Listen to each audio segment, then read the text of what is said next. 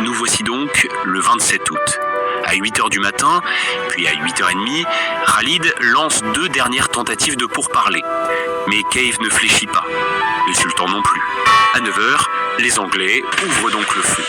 Croiseurs et canonnières bombardent le palais et réduisent rapidement en miettes les défenses zanzibariennes.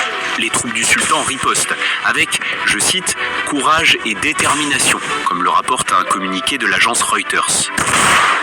Malheureusement, les coups de canon venus du port sont si nombreux et si efficaces qu'un nuage de fumée et de poussière entoure bientôt Khalid et sa garde, réduisant leur visibilité à néant.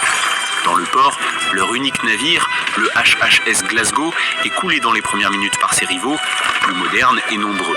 Sous le feu incessant des Britanniques, le peuple de Zanzibar est obligé de rendre les armes. À peine une quarantaine de minutes après le début des combats, les canons se taisent, les Anglais s'emparent du palais, la guerre est terminée. Khalid parvient tout de même à s'échapper et à trouver refuge au consulat allemand. On ignore la durée exacte de cette guerre express, les journaux de bord se contredisent et les historiens aussi. Faut-il placer la fin du combat à l'arrêt des bombardements ou à la prise du palais ?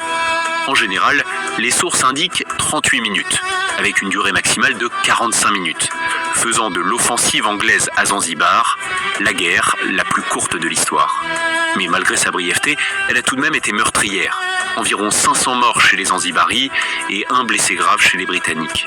Le palais du sultan a brûlé et une grande partie de sa structure a fini en poussière. Dans le reste de la ville, des habitants ont profité du bouleversement pour aller piller le quartier indien. Et le coût du conflit se poursuit au-delà des coups de fusil et des bombardements. Les partisans de Khalid sont arrêtés et condamnés à payer de fortes amendes en échange de leur liberté. Nombre d'entre eux ont fini ruinés et ont été contraints de quitter le pays. Khalid ibn Barrak, pour sa part, est brièvement recapturé par les Anglais à Dar es Salaam durant la Première Guerre mondiale. Il est alors exilé aux Seychelles, mais sera finalement autorisé à retourner en Afrique de l'Est. Il résidera à Mombasa jusqu'à sa mort, à l'âge de 52 ans. Dès l'après-midi du 27 août 1896, les Britanniques placent Hamoud ibn Mohammed sur le trône. Hamoud est loyal aux Britanniques. Il servira leurs intérêts, et les siens par la même occasion, jusqu'à la fin de son règne, au détriment des Zanzibaris. On pourrait croire que les Anglais auraient préféré passer sous silence le conflit à Zanzibar, qu'ils auraient voulu que leur manigance politique reste ignorée du grand public. Mais à l'époque, on ne s'embarrasse pas de tournures hypocrites.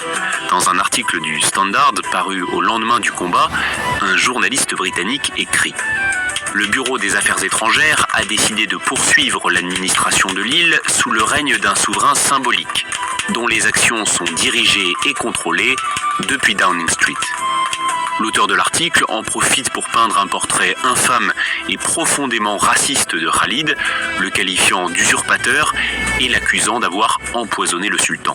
Il affirme que l'offensive anglaise ne peut être attribuée qu'à son manque de jugement, que c'est uniquement de sa faute si 500 morts sont à déplorer, et que c'est lui qui a contraint les Anglais à attaquer, et non le contraire. Mais les Zanzibaris voient les choses autrement. Pour eux, la guerre la plus courte de l'histoire est avant tout un moment significatif dans le destin de leur pays, et une date clé dans leur lutte pour l'indépendance.